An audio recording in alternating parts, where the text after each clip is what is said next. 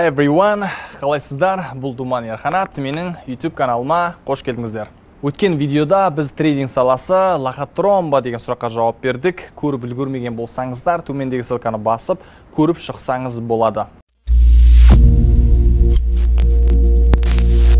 Ал бүгінгі видеода біз 2022-де трейдинг саласын, инвестиция саласын қалай бастау туралы талқылайтын боламыз. Рисктерін және де қандай компанияға трейдинг инвестиция жасауға болатынына кеңес беретін боламын. Бірақ бұл тек қана кеңес, биржа нарығында көптеген жағдайлар болуы мүмкін.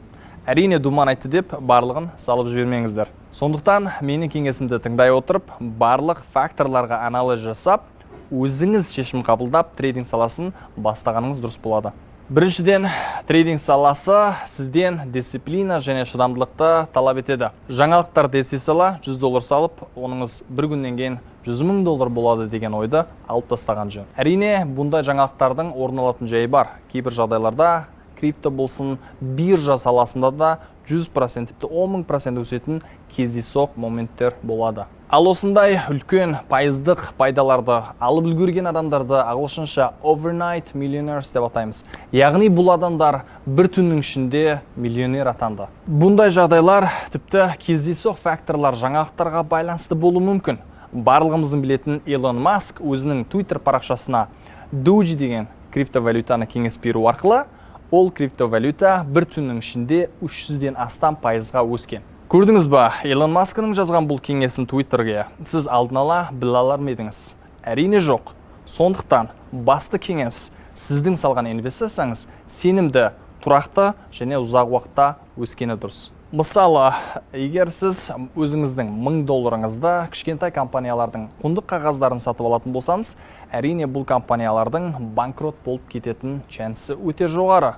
Сондықтан біз мүмкіндігінше ірі компанияларға сенімді барлығымыздың білетін Google, Microsoft, Facebook сияқты компанияларға салып ақшамызды тұрақты және сенімді өсіргеніміз дұрыс болады. Мысалы, барлығымыздың білетін Tesla компаниясына 2010 жылы сіз $1000 салған болсаңыз, сіздің салған $1000-ыңыз 2020-да $110,000 болатын еді. Барлығымыздың білетін Google компаниясы соңғы 10 жылда тоқтаусыз өсіп келе жатыр. Егер білгіңіз келсе, өзіңіз қарап көрсеңіз болады. Бірақ та біз трейдинг немесе инвестиция жасау үшін бізге жүйелі білім және дұрыс тәжірибе қажет болады. Біз қай салаға инвестиция жасап жатырмыз, қандай компанияға, қанша уақытпен инвестиция жасап жатқанымызды алдын ала міндетті түрде білуіміз қажет. Бірақ та сіз ең алдымен қай салаға, қандай компанияға салып жатқаныңызды білуіңіз қажет.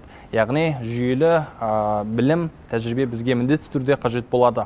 Сіз биржаға салып жатсыз ба, Forex немесе криптоға? Сіздің салып жатқан компанияңызда продукт бар ма? Сіздің салып жатқан компанияңыз пайда тауып жатыр ма? Ірі компания ма, кіші компания ма? Оның рискісін барлығын біз алдын ала міндетті түрде біліп алуымыз қажет. Қазіргі таңда осы барлық информацияны біз тегін түрде ала аламыз және мен сізге бірнеше ресурстарды кеңес беремін. Біріншіден finbiz.com, яғни осы жерде кез келген компанияның қанша дивиденд тауып жатыр, қанша пайда тауып жатыр, қандай компанияның қатарына жататынын сіз көре аласыз. Келесі барлығымыздың білетін yahoofinance.com. Кейбір компаниялар қазіргі жағдайда пайда тауып жатпаған болуы мүмкін, яғни дивидендтары минуста. Барлығымыздың білетін, мысалы, Uber компаниясын айтатын болсақ болады. Бұл дегеніміз бұл компанияның банкротта деген сөз емес, қазіргі жағдайда барлық ақшасын қаражаттарға, яғни болашақ дамуына үлес қосып жатыр. Ең маңыздысы инвестиция жасауда бізге қарапайым ойлау қажет.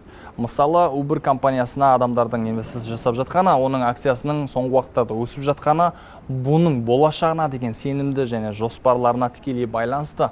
Себебі бұл сала, бұл идеясы өте жақсы болғандықтан, адамдар соның пландарына, болашағына инвестиция жасап жатыр деп айтсақ болады. Мысалы, тіпті де қарапайым ойлап көрейікші, ковид уақыттарында дәрі-дәрмек шығаратын, вакцин шығаратын компаниялардың акциялары қатты өсті және де керісінше туризм саласы, жаңа airline салаларының акциялары қатты құлаған жағдайлар бар. Қорытындылай келетін болсақ, 2022-де трейдинг саласын бастау үшін мен сізге келесі кеңестерді беремін.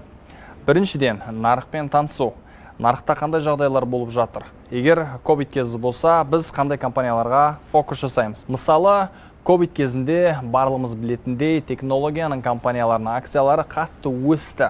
Яғни барлық адам үйде отырғандықтан барлығымыз Zoom қолдандық, Netflix қолдандық, Facebook қолдандық, Instagram қолдандық. Сондықтан қандай уақыттарда біз қандай компанияларға фокус жасағанды біз біліп шыдауымыз қажет. Яғни қарапайым ойлаған сайын сіз дұрыс шешім шығаратын боласыз. Екіншіден, біз компанияны таңдағаннан кейін бұл компанияны зерттеуіміз қажет. Яғни бұл компания пайда тауып жатыр ма, бұл компанияның болашағы бар ма, қандай пландары бар, кім басқарып жатыр, қанша жұмысшысы бар деген сияқты барлық информациясын біз ақтарып қарап шыдауымыз қажет. Келесіде сіз мүмкіндігінше ірі және үлкен компанияларға инвестиция жасағаныңыз жөн. Себебі бұның рискісі өте аз болып саналады. Кіші компаниялардың әрине банкрот болып кететін шанстары өте жоғары. Сіздің ақшаңыз тұрақты және сенімді үнемі ұзақ уақытта өскені жөн.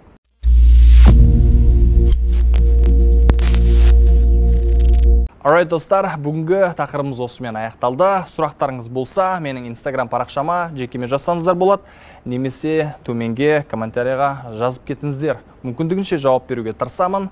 Біздің каналды қолдап, жазылып қойыңыздар, және де лайк басуды ұмытпаңыздар. Сіздермен болған Думан Ерханат. Келесі кездескенше сау болыңыздар.